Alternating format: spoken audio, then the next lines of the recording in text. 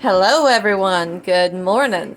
Today we're going to do Amish seasoned chicken in the crock pot. So I completely, rinsed the chicken, and now we're going to pat it dry.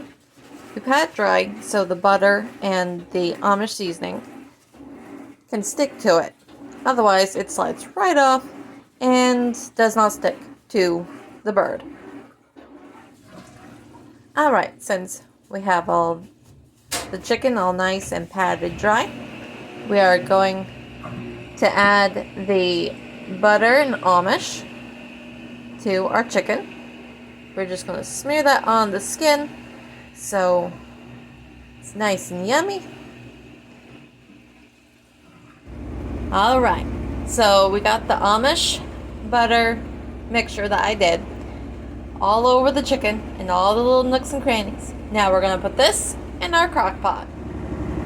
Alright, we have our chicken in our crock pot. We're going to put the cover on and turn this on to low and cook it for 8 hours. We're a little over halfway through, and doesn't it look delicious? It's all done. It looks delicious. I let it sit, and now it's time to eat. Bye-bye.